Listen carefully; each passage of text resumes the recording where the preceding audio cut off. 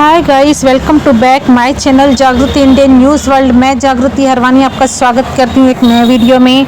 आज जगन्नाथ यात्रा है तो आप देख रहे हैं धमतरी स्थित जगन्नाथ मंदिर में श्रद्धालुओं की भीड़।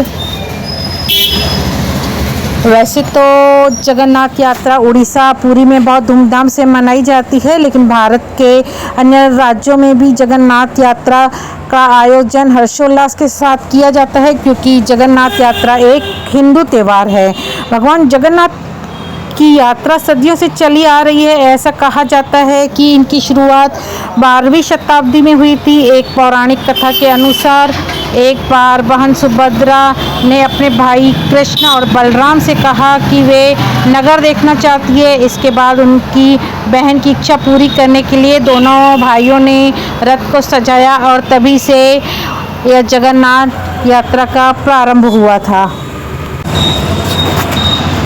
इस यात्रा के दौरान दोनों भाई अपनी बहन सुभद्रा को रथ में बिठाकर नगर के भ्रमण करवाते हैं और भगवान जगन्नाथ अपनी मौसी गुड़ीचा के घर भी जाते हैं और 7 दिनों तक मौसी के यहाँ विश्राम करते हैं। और तभी से यह यात्रा जगन्नाथ रथ यात्रा के रूप में पूरे हिंदुस्तान में मनाई जाती है।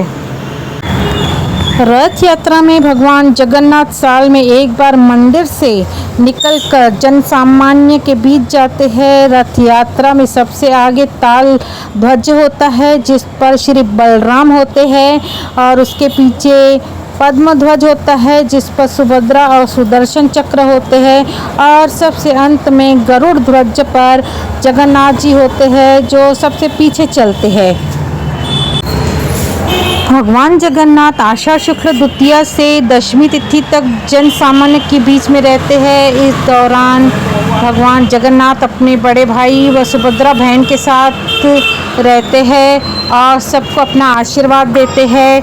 हिंदू मान्यता के अनुसार जो कोई भगवान का कीर्तन करते हुए इस रथ को खींचता है, उसे 100 यज्ञों के बराबर पुण्य की प्राप्ति होती है। ऐसा स्कंद पुराण और गरुड़ पुराण द्वारा लिखित हिंदुओं की मान्यता है।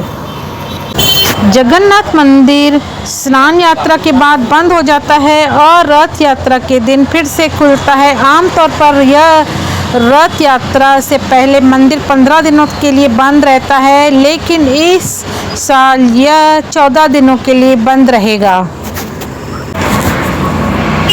स्कंद पुराण के उत्तरखंड के अनुसार राजा इंद्रद्युम्न ने आषाढ़ शुक्ल द्वितीया के दिन प्रभु के उनकी जन्मभूमि जाने की व्यवस्था की। तभी से यह परंपरा रथ यात्रा के रूप में चली आ रही है। महाराज इंद्रद्युम्न ने जगन्नाथ जी का भव्य मंदिर सतयुग के प्रथम में निर्माण करवाया था और यह मंदिर लगभग 1500 फीट ऊंचा है। जगन्नाथपुरी तट उड़ीसा राज्य के पुरी शहर में स्थित है। बंगाल की खाड़ी के किनारे तक फैला हुआ है। पुरी तट को एक सर्वाधिक महत्वपूर्ण हिंदू स्थल भी माना जाता है। पुरी तट को भगवान जगन्नाथ का निवास स्थान भी माना जाता है और शायद इसी कारण यहाँ अनेक तीर्थ यात्री समुद्र में स्नान करने के लिए आते हैं। यह मंदिर समुद्र के बीचों बीच स्थित है, लेकिन मंदिर के अंदर इसकी आवाज़ नहीं जाती है, क्योंकि इसकी रक्षा भगवान हनुमान जी को दी गई थी और हनुमान जी ने मंदिर के अंदर समुद्र की आवाज़ को रोक दिया था। इसलिए मंदिर के अंदर इस समुद्र की लहरों की आवाज़ नहीं सुनाई देती है और यह आज भी ऐसा ही बरकरार है। आप देख रहे हैं धमतरी स्थित जगन्नाथपुरी का नज़ारा, जहां पर श्रद्धालुओं की भीड़ सुबह से ही भगवान के दर्शन के लिए खड़ी है। अभी रथ को सजाया जा रहा है। रथ यात्रा अभी निकली नहीं है, ये 10:30 बजे निकलेगी और 2 दिन तक चलेगी। इस साल संपूर्ण भारत में जगन्नाथ रथ यात्रा को 2 दिन के लिए निकाला गया है।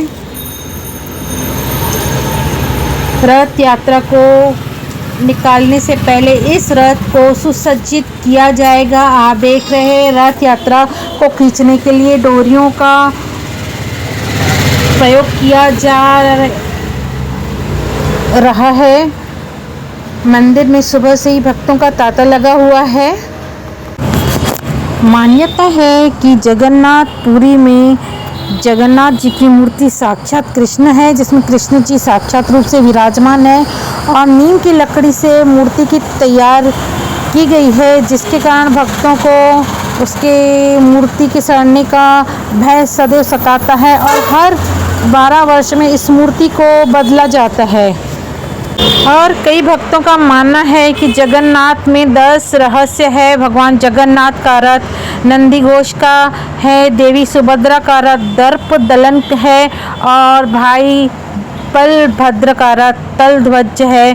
पुरी में गजपति महाराज सोने की झाड़ू बुहारते हैं, जिसे छेरा परहन कहते हैं, हनुमान जी करते हैं। जगन्नाथ की समुद्र की रक्षा भी हनुमान जी करते हैं, ऐसा मान्यता है हिंदुओं की। आप सभी को जगन्नाथ यात्रा की हार्दिक शुभकामनाएं। बने रहिए हमारे चैनल के साथ ऐसी ही नई नई ज्ञानवर्धक जानकारी के लिए। जय जगन्नाथ।